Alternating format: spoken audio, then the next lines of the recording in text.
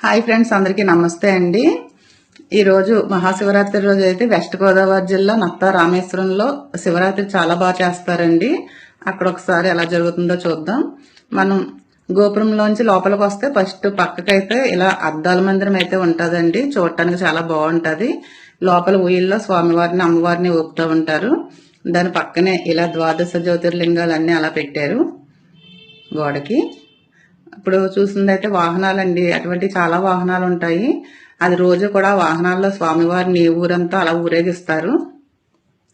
ఇక్కడేమి ఇది పక్కనే వీరభద్రస్వామి ఆలయం కూడా ఉంటాయి. చిన్న చిన్న ఆలయాలంటే లోపల చాలా ఉంటాయండి. నత్తారామేశ్వరం మా అమ్మమ్మ గారు ఊరు. మాకు చిన్నప్పటి నుంచి గుడితో చాలా పరిచయం ఉంది. ఎక్కువ ఇక్కడే ఆడుకుంటూ ఉండేవాళ్ళు.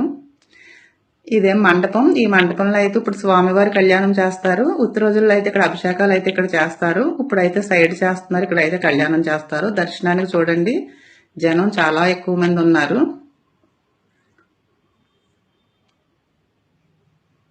ఇది ఒక టెంపుల్, ఇది ఒక సైడ్ ఉంటుంది.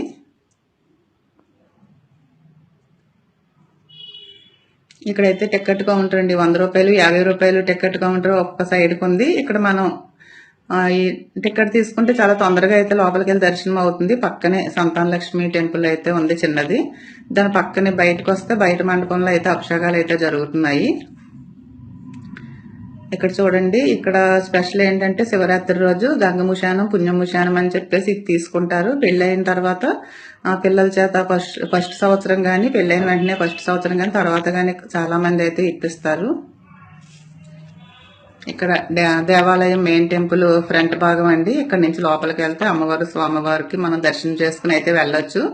మనం కొబ్బరికాయలు కొట్టే వాళ్ళకి లైన్లో కాయిస్తే వీళ్ళే కొట్టేసిస్తారు. ఉత్త రోజుల్లో అయితే లోపల అన్ని తీసుకుని చేస్తారు. ఇప్పుడు రష్ ఎక్కువ కాబట్టి ఇలా చేస్తారు ఈ టైంలో అయితే. ఇక్కడ నీళ్ళలో గోస్తనాథ్ అంటారండి. గోస్తనాథ్లో చాలా ఎక్కువ మంది అయితే స్నానాలు చేస్తారు. గోస్తనాథ్లో ఇలా గుడి ఉంటుంది. ఇక్కడ వైశాఖ మాసంలో అయితే లోపల నీళ్ళు ఏమీ ఉండవు కాబట్టి ఆ టైంలో వైశాఖ మాసంలో మామిడి పళ్ళ రసంతో అభిషేకం చేస్తారు. చూడటానికి అయితే చాలా బాగుంటుంది. చాలా ఎక్కువ మంది, అప్పుడు కూడా రష్ చాలా ఎక్కువ ఉంటుందండి. ఎక్కువ మంది అయితే వస్తారు అభిషేకం చేయించుకోవటానికి. ఇక్కడ నుంచి ఆ గోస్తనది పైకి చిన్న బ్రిడ్జిలా ఉంది. మనం దాని మీద అవతల సైడ్ వెళ్తే అక్కడ కూడా ఒక టెంపుల్ ఉంటుంది. ఆ టెంపుల్కి కూడా చాలా మంది అయితే వెళ్తారు దర్శనం కోసం. ఇక్కడ ఇలా స్నానాలు చేసేవాళ్ళు చేస్తున్నారు. మేము చిన్నప్పుడు అయితే తప్పనిసరిగా చేసేవాళ్ళమండి ఇక్కడ స్నానాలు. ఆ టెంపుల్ దగ్గర అలా పైకి ఇలా ఈశ్వరుడు విగ్రహం ఉంటుంది. ఇలా అట్టిపళ్ళు దూరం నుంచే వాటర్ ఉంటుంది కదా మధ్యలో, అలా ఇసురుతారు. ఇక్కడ చూడండి, ఆ టెంపుల్ ఎదురుగుండి ఇలా నంది ఉంటుంది. నందికి కూడా పసుపు కుంకాలు అవి వేసి పూజ చేసుకుంటున్నారు. దాని ఎదురుగుండా ధ్వజస్తంభం ఇదైతే. మళ్ళీ ఒక సైడ్కి సుబ్రహ్మణ్యేశ్వర స్వామి టెంపుల్ అండి. ఈ మండపంలో అయితే ఎక్కువ పెళ్లిళ్ళు అవి జరుగుతాయి. ఊళ్ళో చాలా మందికి ఆనవై ఉంటుంది కదా, గుళ్ళో పెళ్లి ఈ గుడిలో చేసుకుంటామని మొక్కుకున్న వాళ్ళు చాలా ఎక్కువ పెళ్లిళ్ళు అయితే జరుగుతాయండి. ఈ మండపంలోనే చేస్తారు. ఇదే సుబ్రహ్మణ్యేశ్వర స్వామి టెంపుల్. దీని పక్కనే రావి చెట్టు అయితే ఉంటుంది. పెద్ద చెట్టు అండి ఇది. ఇక్కడ దీపం అది పెట్టుకునే వాళ్ళు దీపం పెట్టుకుని పూజలు అవి చేసుకుంటున్నారు. పసుపు కుంకాలు వేసి పూజ చేసుకుంటున్నారు. ఈ చెట్టు ఎదురుగుండానే పెద్ద తులసి మొక్క కూడా ఉంటుందండి. ఇలా వెనకాలకి రాధాకృష్ణుడు ఆవుతో అయితే ఉంటుంది. ఇక్కడ బాగుంటుందండి. దీని దగ్గర బాగా ఆడుకునే వాళ్ళు మేము చిన్నప్పుడైతే. ఇక్కడ కూడా దీపాలు అవి పెడుతున్నారు. చూడండి, ఇక్కడ రావి చెట్టు పుష్యమి నక్షత్రం అంట. నక్షత్ర వనాల్లో ఒకటి కదా రావి చెట్టు. పుష్యమి నక్షత్రం అంట. దీని చుట్టూరు 3 సార్లు ప్రదక్షిణ కూడా చేయొచ్చు అని చెప్పి రాశారు. ఇక్కడ కొత్తగా పెళ్ళైన వాళ్ళు పెళ్ళైన సంవత్సరం కానీ తర్వాత కానీ కంపల్సరీ గంగముషానం పుణ్యముషానం అని చెప్పిస్తారండి. ఇందులో చాట్లో ఇలాగా గుమ్మడి పండు, కొబ్బరి బండం, బియ్యం, అద్దం, దువ్వెన, పసుపు కుంకుమ, నల్లపూసలు, లక్కజోళ్ళు ఇవన్నీ పెట్టి అయితే ఇస్తారు. చేట పైన ఇలా చేట మూతేసి ఇస్తారు. ఈ పుణ్యముషానం ఎందుకు ఇవ్వాలంటే పెళ్ళైన తర్వాత పిల్ల పాపలతో పసుపు కుంకాలతో నిండు నూరేళ్ళు చల్లగా ఉండాలని చెప్పేసి వాళ్ళు అందరూ కూడా బాగుండాలన్న ఉద్దేశం చొప్పున అయితే ఇది ఇస్తారంట. ఎప్పుడు ఇవ్వటమే కానీ ఎందుకు ఇవ్వాలో తెలియదు. ఆవిడ్ని అడిగితే ఆవిడ చెప్తుందన్నమాట. ఇస్తినమ్మ ముషానం, తీసుకుంటున్నమ్మ ముషానం అని చెప్పేసి అయితే ఆవిడ చెప్పేస్తుంది. వీళ్ళు ఇలా ఇది తీసుకున్న తర్వాత అక్షంతలేసి ఆస్వాదిస్తారు. పిల్ల పాపలతో చల్లగా ఉండండి అమ్మ అని చెప్పేసి. ఇప్పుడు ఇచ్చింది అయితే అది పుణ్యమూషానం. అది వీళ్ళు చాలామంది ఉంటారని తీసుకునే వాళ్ళు. మనం వెళ్తుంటేనే వాళ్ళే మన వెనకాల వస్తుంటారు తీసుకుంటానని చెప్పేసి.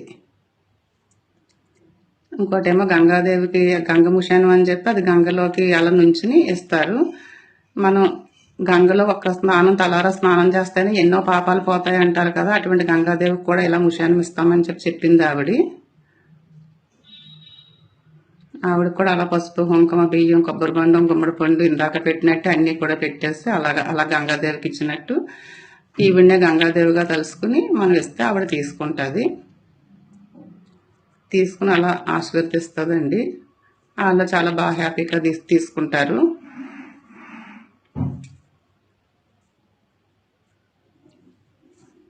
తీర్థం అయితే ఇలా 2 కిలోమీటర్లు ఉందండి. చాలా పెద్ద తీర్థం.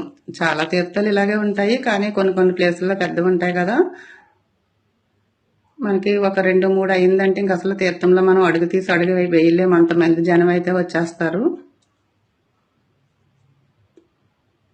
రకరకాల ఐటమ్స్ అండి, ఫుడ్ ఐటమ్స్, పిల్లలకు బొమ్మలు, ఇలాగా మొత్తం అన్నీ ఇలా ప్లేట్లు గ్లాసులు ఉన్నాయి కదా, అవి ఇలా హ్యాండ్ బ్యాగ్స్, ఒకటనేమి కాదు, లేని వస్తువు అంటూ ఉండదు, అన్ని రకాలు కూడా ఉంటాయి.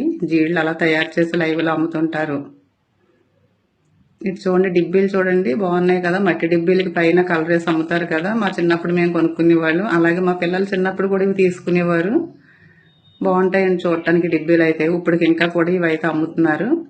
ఇక్కడ రథం 3 గంటలకి దేవుడిని ఇంట్లో పెట్టి ఊరేగింపుగా అటు జుత్తుకు వైపు రోడ్డు దాకా తీసుకెళ్తారండి. అటు నుంచి అక్కడ జుత్తుకు నుంచి ఒక రథం వస్తుంది. ఇక్కడ రథానికి కూడా ఒక స్టోరీ అయితే ఉంది. 2 దేవుళ్ళు అలా ఒకే చోట తీసుకెళ్ళటం అనేది. నిన్నటి నుంచి అయితే అలంకరణ చేస్తున్నారంటండి. ఇక్కడ చూడండి, మొగలి పువ్వులతో కూడా చేశారు. మొగలి పువ్వు ఎప్పుడు కూడా శివరాత్రి రోజు ఒక్కరోజే కదా వాడతారు.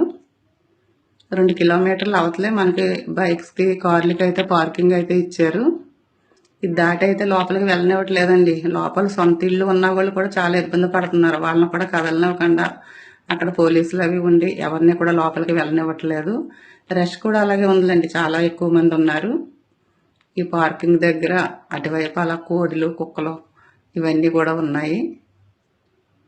ఇది చూడండి, గిన్నె కోడి, ఇవన్నీ ఇలాగా ఆ గ్రిల్స్లో పెట్టున్నాయి. థ్యాంక్ యూ అండి. ఎలా ఉందో చిన్న కామెంట్ అయితే పెట్టండి, షేర్ చేయండి, ఒకే ఒక లైక్ ఇవ్వండి. ఛానల్ అయితే ఇంకా సబ్స్క్రైబ్ చేయకపోతే సబ్స్క్రైబ్